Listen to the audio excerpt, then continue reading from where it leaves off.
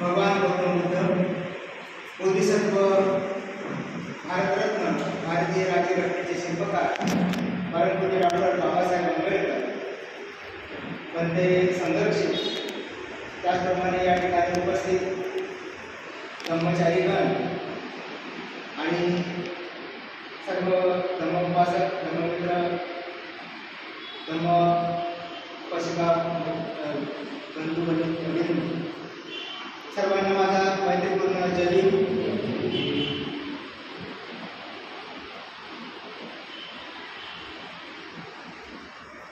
वंदे संरक्षित यांच्या जन्मशताब्दी वर्षानिमित्ताने आपण ही प्रवचन मालिका या ठिकाणी घेतलेली आहे आणि या प्रवचन मालिकेमध्ये मला जी बोलण्याची संधी उपलब्ध करून दिली त्याबद्दल मी सर्व आपल्या टीमचं आभार मानतो.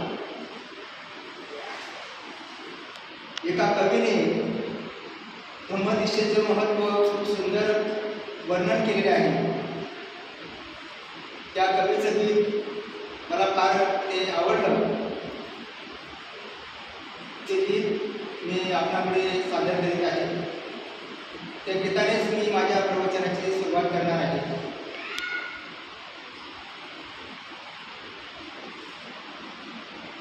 मानवता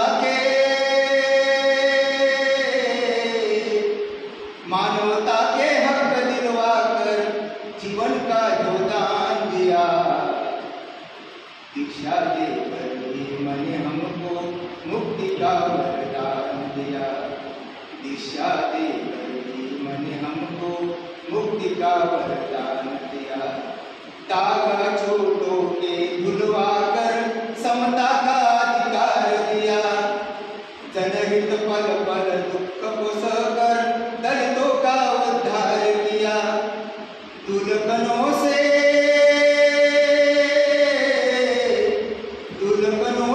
तुच्छ जनों को मानव का जो स्थान दिया, दिशा देकर ही मैंने हमको मुक्ति का वरदान दिया, दिशा देकर ही मैंने हमको मुक्ति का वरदान दिया, बिखरे हुए 9 कोटि जनों को एकता की संगठना दी, शिल्पकार बन भारत के भारत को महत्तम घटना दी, युगों युगों से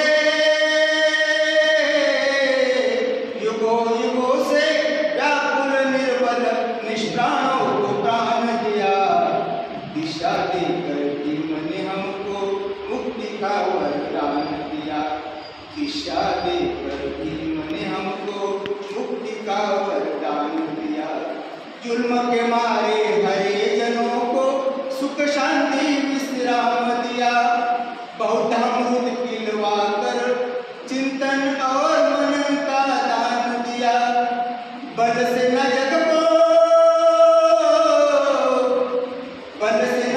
को प्रेम से जीतो ऐसा उत्तम ज्ञान दिया, दिशा देकर ही मैंने हमको मुक्ति का वरदान दिया, दिशा देकर ही मैंने हमको मुक्ति का वरदान दिया.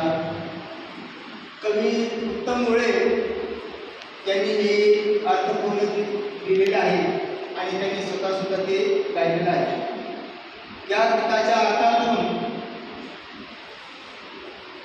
मी धम्मदिशा एक मुक्ती वरदान कसे यावर बोलणार आहे. तर मुक्ती म्हणजे आपल्यातील आंतरिक बदल. बाबासाहेबांनी धम्मदिशा देऊन आम्हाला काय दिले याचे वर्णन या गीतामध्ये कवीने केलेलं आहे. दिशेच्या कार्यक्रमानंतर काही दिवस गायक कवी अशा गीतांची रचना करत राहिले, पण जसं दिशेला जास्त दिवस होत गेले तसतसे अशा गीतांची रचना ही कमी व्हायला लागलेली आहे. त्यावेळी बऱ्याच कवी गायकांनी गीतातून जागृतीचे काम केले. त्यामध्ये आपल्याला सर्वांना माहितीच आहे की वामनदादा कर्डक, सुरेश भट, पाटणकर, शांताराम नांदगावकर अशा बऱ्याच कवींनी दिशा समारंभावर गीते लिहिली व गायली सुद्धा. आता मात्र दिशेचे महत्त्व दिवसेंदिवस हे कमी होताना दिसत आहे. पूर्वी दीक्षेच्या कार्यक्रमानंतर 22 प्रतिज्ञा या बऱ्याच कार्यक्रमांमध्ये म्हटल्या जात होत्या, परंतु जसे आपली सुधारणा होत गेली, जसं आपण सुखी व्हायला लागलो, तर त्या 22 प्रतिज्ञा म्हणणं सध्या तर बंदच आहे. कारण बाबासाहेबांनी आपल्याला जिथून काढलेलं आहे त्याच धर्तीमध्ये घुसण्याचा आपण आता प्रयत्न करीत आहोत. सत्य आणि असत्याची जी लढाई आहे त्यामध्ये असत्यालाच साथ देताना लोक दिसत आहेत आणि विरोधक सुद्धा असत्य गोष्टी पुन्हा पुन्हा लोकांवर लादत आहेत आणि त्यामुळे पुन्हा पुन्हा त्या गोष्टी सांगितल्यामुळे काय होत आहे की असत्य गोष्टी या खऱ्या होत आहेत.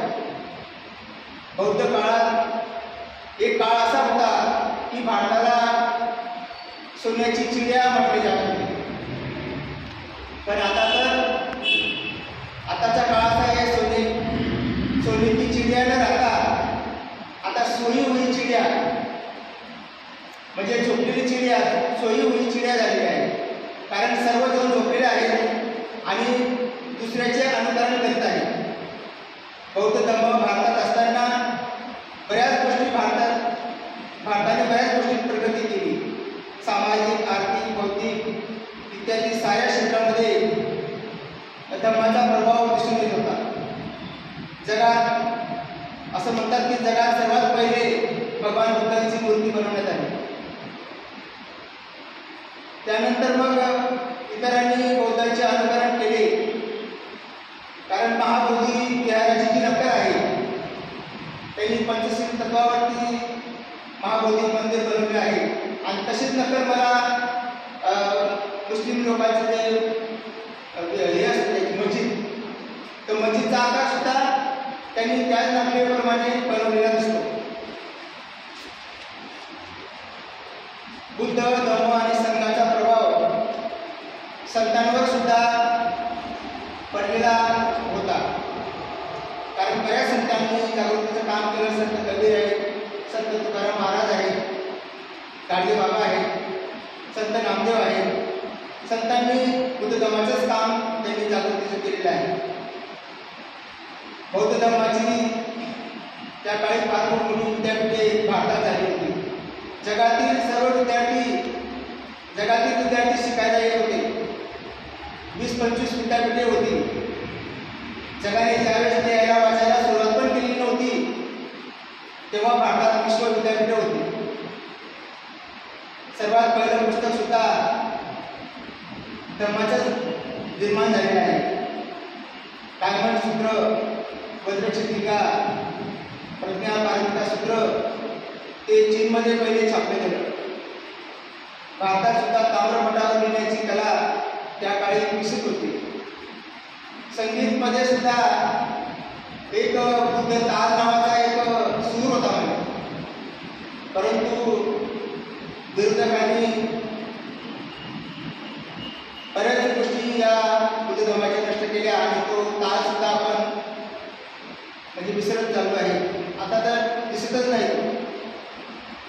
भगवान बुद्ध सुद्धा एक कवीच होते. कारण आपण धर्म बघायची त्यांची जी रचना असली तर ती एक कवीसारखी कवितासारखीच आहे. जवळजवळ 1600 वर्ष भारतामध्ये बौद्ध धर्म राहिलेला आहे. बौद्ध धर्माने अनेक गोष्टींनी भारताला समृद्ध केलेला आहे. हा जो बौद्ध धर्म विरोधकांनी नष्ट केला त्याला बाबासाहेबांनी पुन्हा जिवंत केला आणि त्यामुळेच बौद्ध धर्माचे अमृत प्राशन करण्याची संधी आपल्याला मिळालेली आहे. बाबासाहेब धर्मांतराविषयी म्हणतात की आपल्या मातीमोल आयुष्याला सोन्याचे दिवस प्राप्त होण्यासाठी मला धर्मांतराची आवश्यकता आहे. तुम्हाला कर्तबगार बनवण्यासाठी मला धर्मांतराची गरज आहे. आज मी जे कार्य करीत आहे ते सर्व तुमच्या हितासाठीच करीत आहे. मला तुम्ही ईश्वर मानता, परंतु मी ईश्वर नाही. मी तुमच्यासारखाच एक माणूस आहे. माझ्याकडून तुम्हाला जेवढे देता येईल तेवढे देण्याचा मी प्रयत्न करीत आहे. तुम्हाला तुमच्या वाईट स्थितीतून बाहेर काढण्यासाठीच मी हे धर्मांतर करीत आहे. तुम्ही सुद्धा तुमच्या जबाबदारीची जाणीव ही करून घेतली पाहिजे. मी जो मार्ग दाखवतो तो अनुसरला पाहिजे. बाबासाहेबांनी जर बौद्ध धर्म स्वीकारला नसता तर त्याच्या अगोदर जर त्यांचा काही कारणास्तव घात झाला असता आणि त्यांचं बौद्ध धर्म स्वीकारण्याचं काम जर अपूर्ण राहिलं असतं तर फार मोठ्या गोष्टीला आपण पारखे झालो असतो. फार मोठी गोष्टीला आपण मुकलो असतो. बौद्ध धर्माचा शिकार व भारताचे संविधान या दोन गोष्टी देऊन बाबासाहेबांनी आपले जीवन सोन्याचं केलेलं आहे. आपण बाबासाहेबांनी 14 ऑक्टोबर 1956 जो धम्मचक्र समारंभ केला त्याला जर धम्मचक्र प्रवर्तन दिन म्हणतो, पण ते चुकीचं आहे. त्याला धम्मचक्र प्रवर्तन दिन न म्हणता आपण धम्मचक्र अनुप्रवर्तन दिन म्हटलं पाहिजे. कारण त्रिरत्न बौद्ध महासंघामध्ये मी हे शिकलो. अनुप्रवर्तन म्हणजे दुसऱ्यांदा फिरवलेलं चक्र. बाबासाहेबांनी बुद्ध धर्माला पुन्हा स्थापित केलं, पुन्हा गतिमान केलं. धम्मचक्र प्रवर्तन फक्त एकदाच होते आणि ते फक्त सम्यक संबुद्धच करू शकतात. शाक्यमुनी बुद्धांनी स्वतः तो मार्ग शोधून काढला व सारनाथ येथे धम्मचक्र प्रवर्तन केले. धम्मदीक्षेच्या कार्यक्रमाला जवळजवळ आता 69 वर्ष होत आहे आणि या 69 वर्षामध्ये बौद्ध अनुयायांच्या जीवनात काय बदल झाला तर म्हणायला गेलं फार मोठा बदल झाला. पण जेवढ्या प्रमाणात बदल व्हायला पाहिजे होता तेवढ्या प्रमाणात हा झालेला दिसून येत नाही. कारण लोक बदलायलाच तयार नाही. धम्मामध्ये लोक यायला तयार नाही, कारण धम्मामध्ये बदलावं लागतं आणि त्यांचे जे आचरण आहे त्याची त्यांना सवय झालेली आहे. आणि धम्मामध्ये जर आपण गेलो तर काही गोष्टी आपल्याला सोडाव्या लागतात, त्याग करावा लागतो आणि म्हणून ते धम्माकडे येत नाही. कारण जुने संस्कार ते अजूनही सोडायला तयार नाही. बाबासाहेबांनी बौद्ध धर्माची दीक्षा तर घेतली, पण धम्म समजवण्याच्या अगोदरच काही आठवड्यांमध्ये त्यांचं महापरिनिर्वाण झालं आणि म्हणून धम्म बाबासाहेबांच्या तोडून जो धम्म आपल्याला समजला असता त्याचा प्रभाव हा अधिक पडलेला असता. कारण बाबासाहेब इतर जातींचं सुद्धा धर्मांतर करणार होते. दरवर्षी 4-4, 5-5 जातींचं धर्मांतर हे झालं असतं. कारण बाबासाहेबांमध्ये ती ताकद होती. सर्व लोक बाबासाहेबांचं ऐकत होते. आता आपण पाहिलं त्यावेळेस आपण धर्माच्या बाबतीत नवीन होतो आणि म्हणून आता आपण आजूबाजूचे लोक जे करतात तसंच करायचा प्रयत्न करतो. आता नुकताच होळीचा सण केला आणि त्या होळीच्या सणामध्ये अनेक बौद्ध लोकांनी भाग घेतल्याचं मी बघितलं. कारण त्या ठिकाणी 90% बौद्ध अनुयायी बाबासाहेबांचे अनुयायी म्हणतो तर ते लोक राहतात. आता मी बघतो की जर एखाद्या हिंदू कॉलनीमध्ये 2 जरी मुसलमानाचे घर असतील ना तरी ते हिंदूचे सण करीत नाही. परंतु बौद्ध लोकांना त्याची जाणीव नाही आहे. ते फक्त कुठेही मजा मारायला करतात, आनंद उपभोगायला करतात. धुलीवंदनमध्ये सुद्धा मोठ्या प्रमाणात त्या कुशीनगरमध्ये आम्ही जिथे राहतो त्या कुशीनगरमध्ये स्त्रिया आणि पुरुष एकमेकांना रंग लावत होते, तोंड काळं करत होते. आता तो रंग त्यावेळेस का लावला, तोंड का काळ केले याचा इतिहास आहे. परंतु तो आपल्या लोकांना माहीत आहे की नाही, त्याच्यामुळे ते एकमेकांचं तोंड काळं करत होते. आजही आपल्या कॉलेजमध्ये किंवा आपले लोक मोठमोठे नवस गोंधळ कार्यक्रम हा करत असतात. कारण दर महिन्याला रात्री कुठं ना कुठं मला गोंधळाचा आवाज कृषीनगरमध्ये येत असतो आणि जेव्हा शांतता होते 12-1 नंतर तो आवाज मोठा होत जातो.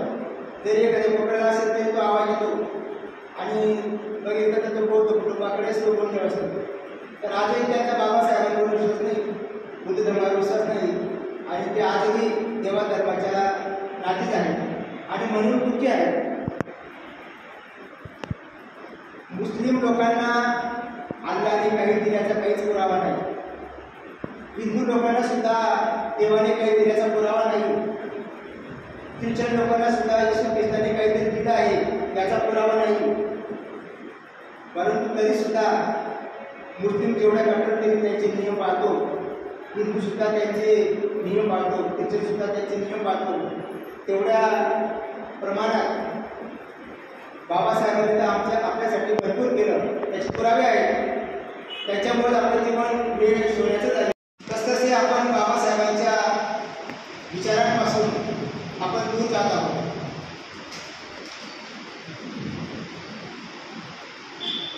आमच्या आजूबाजूला जे चुकीचं घडतं त्याचे अनुकरण आपण करीत असतो. आता आम्ही कुशीनगरमध्ये दर पौर्णिमा साजरी करीत असतो आणि त्या ठिकाणी मग एकत्र येऊन काहीतरी धर्माचं ज्ञान द्यावं, काहीतरी सुधारणा करावी म्हणून हळूहळू त्यांना एकत्र दिलं तर ते लगेच पौर्णिमा येणं बंद करतात आणि तो कार्यक्रम पुराच करतात आणि म्हणून हळूहळू या ठिकाणी त्यांच्यामध्ये उतरवलं जात आहे. मी 22 प्रतिज्ञांपासून सुरुवात केली आहे. दर पौर्णिमेला मी 2 पौर्णिमांचं 22 प्रतिज्ञांपैकी 2 प्रतिज्ञांचं त्या ठिकाणी स्पष्टीकरण देतो. आता या पौर्णिमेला सुद्धा 22 प्रतिज्ञांचं स्पष्टीकरण चालू असताना त्यांनी एका BJPच्या नगरसेवकाला आमंत्रित केलं होतं. कारण काही गोष्टींचं काही कामं करून घ्यायची होती आणि म्हणून त्यांचा सत्कार ठेवला होता. परंतु ते उशिरा आले आणि प्रतिज्ञांचं स्पष्टीकरण चालू असतानाच ते आले. लोकांना वाटत होतं की तो BJPचा आहे आणि त्यांना ते आवडणार नाही म्हणून सरांनी आता स्पष्टीकरण बंद करावं असं लोकांना वाटतं. काही इशारा पण मला करत होते की आता बंद करा ते आले. तर बघा म्हणजे किती भित्रे आपण आहोत की बाबासाहेबांनी किती हिंमतीने त्यावेळेस एकटे असताना सुद्धा कोणाची साथ नसताना सुद्धा त्या 22 प्रतिज्ञा लिहिल्या आणि म्हटल्या. त्यावेळेस तर बाबासाहेबांना सहज ते मारू शकले असते. आज तर आपण समृद्ध झालेलो आहोत आणि 22 प्रतिज्ञामध्ये बाबासाहेबांनी हिंदू धर्मातली घाण बुद्ध धर्मामध्ये येऊ नये यासाठी त्यांनी ती फिल्टर आहे, फिल्टर म्हणजे शुद्धीकरण होतं ते म्हणून 22 प्रतिज्ञा दिलेल्या आहे. आम्ही बौद्ध म्हणून आता जरी अल्पसंख्याक आहोत परंतु या अल्पसंख्याक लोकांना एक आदर्श नमुना बाबासाहेबांना बनवायचा होता आणि जादू केल्यासारखं परिवर्तन आपल्यामध्ये करायचं होतं. आणि ही जादू बघून इतर जे जाती आहेत मागासवर्गीय जाती त्यांना सुद्धा बौद्ध धर्माचं आकर्षण वाटलं असतं की अशी काय जादू बाबासाहेब देऊन गेले तर आपण पण बघितलं पाहिजे आणि ते सुद्धा बौद्ध धर्माकडे आले असते. परंतु बाबासाहेबांनी आपल्याला प्रत्येक सांगितलेल्या गोष्टी या विरोधकांनी समजून घेतल्या पण आपण समजून घेतल्या नाही आणि त्यांनी समजून ते कामाला लागले आणि त्यांनी बौद्ध धर्माचा जो प्रभाव होता, जी क्रांती होणार होती ती त्यांनी रोखली. मी पुनर्वतन करतो बंदे संघर्ष यांचे, कारण त्यांनी आम्हाला बाबासाहेबांनी दिलेल्या धम्माची गोडी लावली. जरी बाबासाहेबांनी धम्म दिला परंतु धम्म आम्हाला समजदार नव्हता. तर मी जे शिबिरांना जायला लागलो आणि त्या शिबिरांमध्ये जे धर्माचं ज्ञान मला मिळायचं ते त्या ठिकाणी एकाग्रता साधली जाते, ध्यान शिकवलं जातं आणि त्यामुळे 100% बौद्ध बनण्याकडे आमची वाटचाल आहे. फक्त 99% जरी आपण बौद्ध बनलो आणि 1% इतर असलो असंही चालणार नाही, तर आपल्याला 100% बौद्ध बनलं पाहिजे. धम्म प्रवाहात उतरल्यामुळे आम्ही खरोखरच फार आनंद उपभोगत आहे. धम्माच्या बऱ्याच गोष्टी आम्ही त्रिरत्न बौद्ध महासंघात आल्यानंतर आम्हाला त्या समजल्या. त्यामध्ये मैत्री काय असते, करुणा काय असते, दानाविषयी आमची भावना आता दान घेण्याकडे आहे. सत्य समजण्याची जागृती विकसित करायची, एकरूपता कशी निर्माण करायची,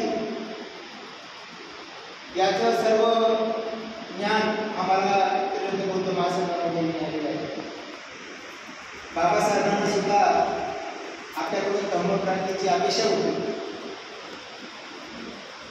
1936ला मुक्ती कोण मध्ये या विषयावर बाबासाहेबांनी भाषण दिले आहे.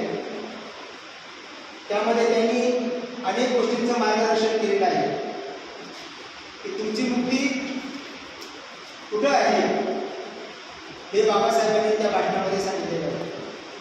कारण बौद्ध संस्कृती आणि वैदिक संस्कृती यांच्यात पूर्वीपासून संघर्ष आहे. जाणून बुजून त्यांनी बौद्ध शिवभाग, बौद्ध इतिहास नष्ट केलेला आहे. कारण पूर्वी नागपूरला नाग लोकांची फार मोठी वस्ती होती आणि नाग लोकांवरून नागपूर हे नाव पडलेलं आहे. परंतु त्यांनी आता त्याला संत्रा भूमी ते म्हणतात, त्याला संत्री त्या ठिकाणी असं. पण जेव्हा मी नागपूरला गेलो तर ते म्हणजे या नागपूरच्या एरियामध्ये संत्री होतच नाही. तिकडे परतवाडा, अमरावतीकडे संत्री होत असते. परंतु त्यांनी जाणून बुजून या नागपूरला संत्रीचं शहर म्हणून त्यांनी ते नाग लोकांचं शहर पोचण्यासाठी त्यांनी संत्रीचं शहर, आणि नाग म्हणजे साप असा पण अर्थ नाही. त्यांनी जाणून बुजून नाग म्हणजे साप असा अर्थ दिला आणि आपण नागाला म्हणजे सापच समजायला. तर नागाचा अर्थ वेगळा आहे. नागाचा अर्थ हत्ती असं सांगण्यात आलेला आहे, किंवा नाग म्हणजे बुद्धत्वाची शक्ती असं सुद्धा सांगतात. धम्मामध्ये सुद्धा नागभोग नावाचं एक सूत्र आहे. नागभोग आता सागभोग तर काही तरी नसेल भगवान, नागभोग आहे म्हणजे काहीतरी त्याचा अर्थ आहे. भगवा रंग सुद्धा पूर्वी भिक्षूंचाच होता, त्यागाचं प्रतीक. आणि म्हणून ज्याने भगवा कपडा घातला त्याला फार मोठं दान मिळायचं, त्याला लोक जेवण वगैरे द्यायचे, दान द्यायचे, त्याचा आदर करायचे भगवा कपडा घालायचा. आणि म्हणून सर्व साधू हे जे संन्यासी आहेत, मागणारे लोक सुद्धा भगवा कपडा घालायला लागले आणि लोक त्यागी म्हणून त्याला देतात. परंतु तो भिक्षूंचा जीवनचा कलर होता म्हणून त्याला मान आहे. तर खरं म्हणजे धम्मदिशा काय आहे, तर स्वतःमध्ये बदल करणे हाच धम्मदिशेचा खरा अर्थ आहे. कारण लोक धर्माचं काम करतात, पण माझ्यामध्ये काही बदल झालाय का हो हे काही बघत नाही. कारण मी बरेच धर्माचे काम करणारे लोक बघतो, ते धर्माचं काम करतात, विधी करतात, पूजा पाठ करतात, परंतु माझ्यामध्ये काही बदल झाला. आता मी धर्मपूर्वी कसा होतो, आता धर्मात आल्यानंतर माझ्यामध्ये काही बदल मलाच दिसतात. इतरांनाही दिसत असते काय माहिती, पण मला ते जास्त दिसतात की मी पूर्वी कसा होतो. काही गोष्टी या गुप्त राहतात, ते आपल्यालाच माहीत राहतात. तर मी पूर्वी कसा होतो आणि नम्रता आमच्यामध्ये आली, राग द्वेष जी तृष्णा आहे ती आम्ही म्हणजे काढण्याचा प्रयत्न चालूच आहे. पूर्णपणे निघालेलं नाही, ते अजून काही सांगता येणार नाही. आमच्या विकासामध्ये ज्या बाधक गोष्टी आहेत त्या आपण सुरुवातीला सोडल्या पाहिजे. प्रज्ञेने जीवन जगलं पाहिजे, समजदारीने जीवन जगलं पाहिजे. स्वतः दुःखमुक्त होऊन आपण इतरांनाही दुःखमुक्त केलं पाहिजे. त्यालाच धम्मदिशा असं म्हणतात. जुन्या जीवन पद्धतीचा त्याग करणे व शिवपूर्ण सदाचाराचे सर्वोच्च जागृतीनुसार जीवन जगणे म्हणजे धम्मदिशा होय. धर्मांतराचा अर्थ असाही घेऊ शकतो की सर्व प्रकारचा ईश्वरवाद, आत्मा, परमेश्वर, यज्ञ, बळी यांचा सर्वांचा त्याग करणे म्हणजे धम्मदिशा. मानसिक स्वातंत्र्य, मानसिक सामर्थ्य मिळवण्यासाठी, मनाच्या विकासासाठी सुद्धा धम्मदिशा आपल्याला गरजेची आहे. धम्मदिशा घेतल्याशिवाय माणूस बौद्ध होत नाही. कारण जन्माने माणूस बौद्ध होत नाही. बौद्ध माणसाच्या कुटुंबात जन्माला आला म्हणून तो बौद्ध होत नाही, तर त्याला जाणून बुजून धम्मदिशा घ्यावी लागते, बुद्ध धर्माची दिशा घ्यावी लागते.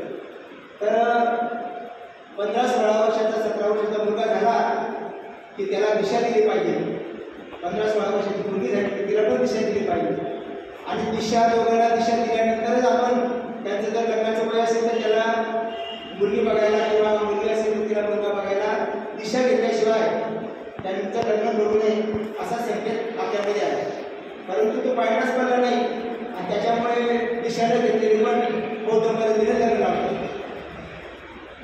आणि बौद्ध पद्धतीने लग्न करून लावू शकतो. ज्यांनी बौद्ध धर्माची दिशा घेतली, जे बौद्ध झालेले ते बौद्ध धर्मानुसार लग्न लावू शकतात. परंतु जे पुढारी आहेत ते सुद्धा धर्माचं काम करत नाही. ते सुद्धा बरेच पुढारी बघितलं की पीर बाबाला मानतात, मंदिरांमध्ये जातात, पाय पडतात, तंदुरी काम तंदुरी करतात आणि त्यांचं समाजात उच्च आहे. त्याच्यामुळे त्यांना कोणी बोलत पण नाही. आता भीमनगरसारखा एरिया आहे की ज्याचा भाग आहे शहरात, तिथं सुद्धा मोठमोठे ते तंदुरीचे कार्यक्रम आहेत, वाद्य जातात ते बोलत असे जोरजोरात आणि सगळे लोक जमतात त्या ठिकाणी. त्यांना कोणी रोखू शकत नाही. ते मानवीय म्हणतात, तो दारूय म्हणतात. कारण जे लोक सामर्थ्यशाली नसतात ना, तर ते भित्रे असतात आणि भित्रे लोक हे कायम दुःखी राहतात. ज्यांचं मन कमजोर असतं ना, तर असे कमजोर मनाचे लोक आत्महत्या सुद्धा करतात. आणि धम्मदिशामुळे आपला तो फायदा झाला की आपण कोणत्याही संकटाला मात देण्याची ताकद आपल्यामध्ये आहे. 100 रुपयात सुद्धा आपण कसे जीवन जगावं याचं ज्ञान आपल्याला बौद्ध धर्मामध्ये येत असतं. धम्मदिशेला प्रवृत्त्या सुद्धा म्हणतात. प्रत्येक व्यक्तीचा विकास हा धर्माचा खरा उद्देश आहे. प्रत्येकाने बौद्ध धर्माची दिशा घेतलीच पाहिजे. समाजातील काही अनिष्ट प्रथा सुद्धा आहेत, त्या सुद्धा आपण बोलल्या पाहिजेत. त्यामध्ये हुंडा पद्धत आहे, लहान वयामध्ये लग्न करणे आहे. आता तर आपल्या समाजामध्ये लहान वयात लग्न करण्याची प्रथा म्हणजे जवळजवळ नष्ट झाली आहे.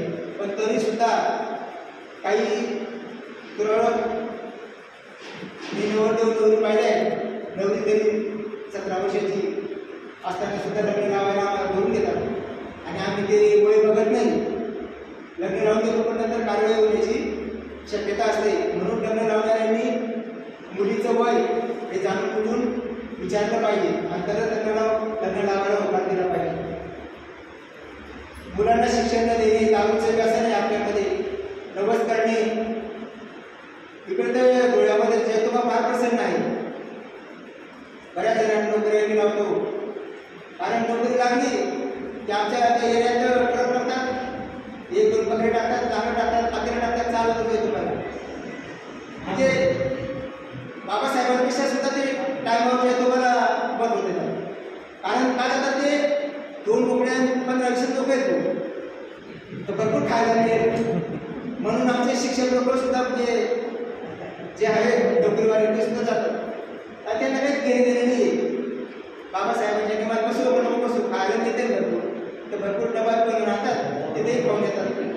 तर आता मी माझ्याकडे गाडी तरी मी जयतोबाला कधीच गेलो नाही. कारण मला खरा इतिहास, त्यांचा इतिहास काय ते माहीत झाला नाही आणि म्हणून मी कधीच जयतोबा ठिकाणी गेलो नाही, अजूनही गेलो नाही. बौद्ध माणूस हा अहंकार विरहित असावा, विनम्र असावा.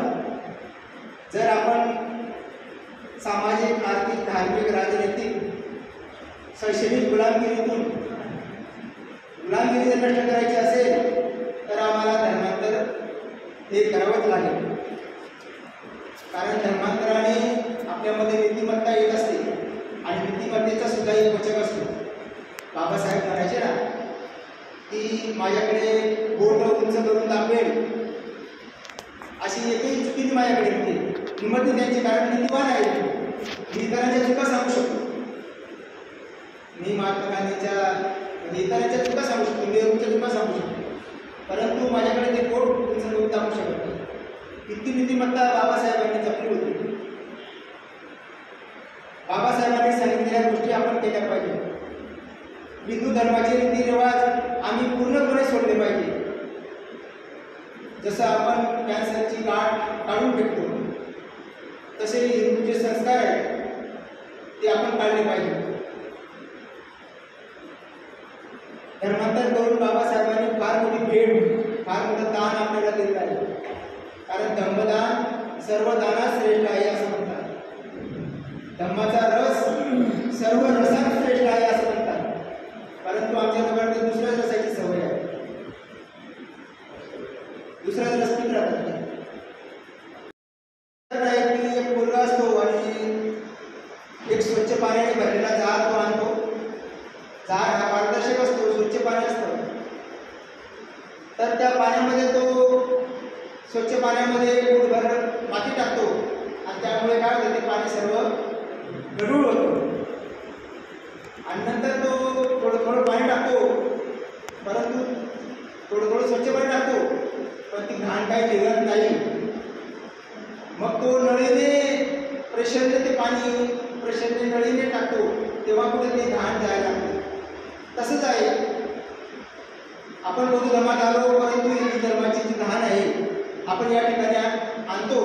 परंतु आपण थोडे थोडे कार्यक्रम करत असल्यामुळे किंवा थोडं थोडं धर्माचं आचरण करत असल्यामुळे ती घाण निघत नाही आपली. म्हणून त्याला कठोरतेने मोठ्या प्रमाणात संकल्प करून आपण ती घाण काढली पाहिजे. या धर्माच्या शुद्ध पाण्यामध्ये आपण इतर धर्माची अशुद्ध घाण टाकू नये. आणि म्हणून बाबासाहेबांनी 22 प्रतिज्ञा देऊन आपल्याला शुद्ध केलेलं आहे. फिल्टर बाबासाहेबांनी फिल्टर दिलेलं आहे. बाबासाहेबांनी दीक्षा देऊन आम्हाला बऱ्याच गोष्टीतून मुक्त केलेलं आहे. आता इथे सर्व जाणकारच बसलेले आहेत, त्याच्यामुळे त्यांना हे सर्व गोष्टी माहीत आहेत की कोणकोणत्या गोष्टीतून आपल्याला मुक्त केलेलं आहे. आणि म्हणून जशी आपण आपल्या मुलांची काळजी घेतो, 2 मुलं असतील तर त्यांची दोघांची व्यवस्था करतो. 2 वर्ग मुलांना 2 घरं, त्यांच्या उदरनिर्वाहाचं साधन. पण बाबासाहेबांनी आपल्याला हा धम्म पण दिलेला आहे. जसे आपण 2 मुलांची काळजी घेतो तशीच आपण धम्माची सुद्धा काळजी घेतली पाहिजे. काही वेळेस तर बाबासाहेबांच्या नावाने आम्ही फक्त दिखावा करतो. कारण मी बऱ्याच जणांना जातो तर त्यांनी जिथं प्रवेश करायचा तिथं मोठी बुद्धाची मूर्ती ठेवलेली असते आणि ती मूर्ती बघून असं वाटतं की काय गुण आणू आहे या धर्माचा. पण त्याच्या अगोदर 5-15 दिवसाचे कार्यक्रम त्याचे जर पाहिले ना तर सर्व धर्माच्या विरुद्धचे कार्यक्रम राहतात. परंतु तिथं इतर लोकांना काय वाटतं की किती मोठी बुद्धाची मूर्ती, म्हणजे किती बुद्धांचा हा सेवक आहे. परंतु तसं नाही राहत. प्रत्यक्षात त्यांच्या आचरणात काही ठिकाणा राहत नाही, परंतु देखावा जास्त करत असतो.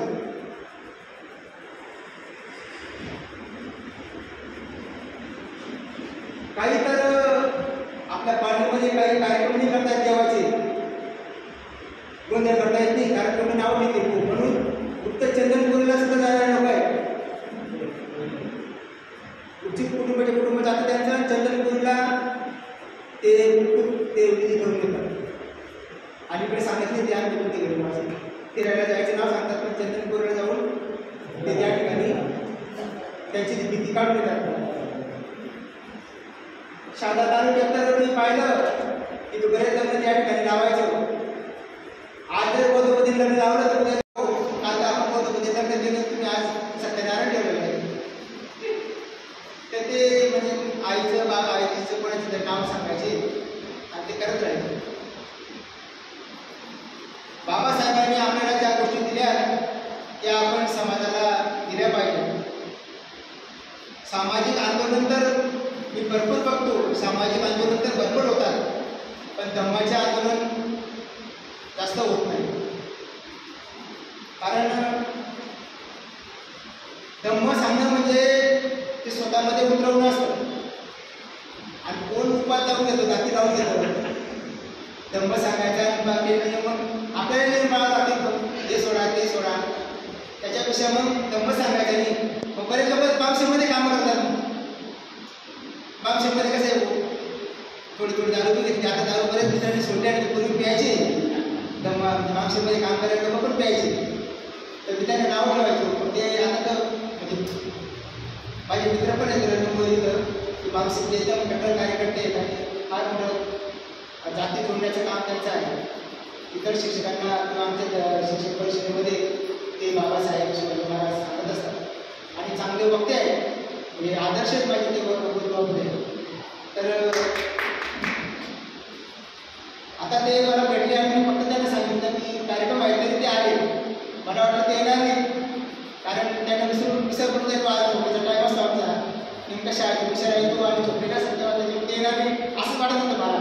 परंतु त्यांना पाहिल्यावर जसं बोलले हो तसं त्यांनी शब्द पाळला. कार्यकर्त्याचे ते एक लक्षण आहे.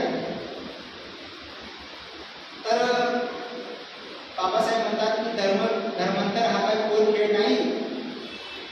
धर्मांतर हा मौजेचा विषय पण नाही, तर तो आचरणाचा सिरियस होण्याचा विषय आहे, आचरण करण्याचा विषय आहे. आपल्या जर बदल दिसला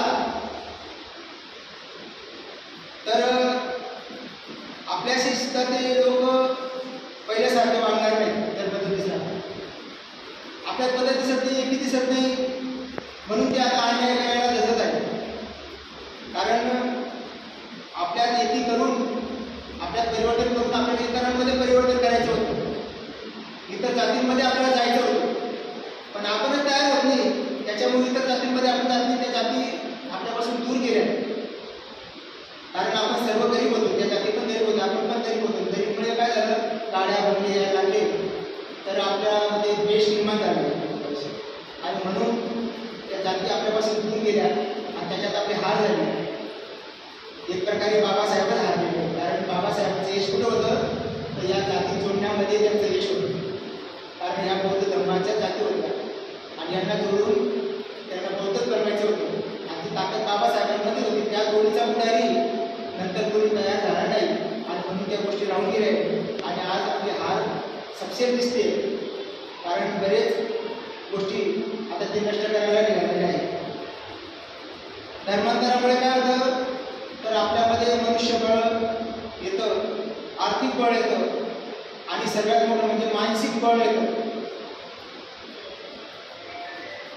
मनुष्याने मनुष्याशी कसे वागावे याची शिकवण हिंदू धर्मात नाही, तर जातीने, एका जातीने दुसऱ्या जातीशी कसं वागावं याची नियम त्या ठिकाणी आहे. कारण बाबासाहेब म्हणतात की ज्यांचं मन स्वतंत्र नाहीये तो जिवंत असून मेल्यासारखाच आहे.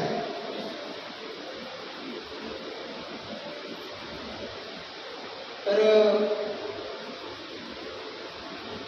बाबासाहेबांचं कार्य फारच मोठं आहे आणि ते सर्व आपल्यापुढे मांडणं फार कठीण आहे.